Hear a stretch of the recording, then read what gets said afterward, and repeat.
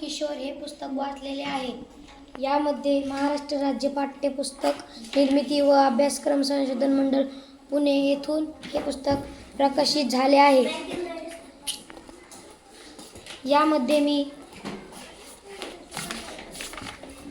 रानझाडांची जुनी गोष्ट, मण्याचा माकू, बल्लूची गोष्ट, निरोप का हत्तीला वाचवले, खंड्या व कावळा, मंतरलेला दगड, रॉबिन्स क्रुसो, चुन्नीचा दादा, चतुर्थीचा चंद्र, मावशीचे घर, जंगल, दळणाचं जात, शुभ केसांचा धबधबा हे गोष्टी ह्यातून वाचलेल्या आहेत.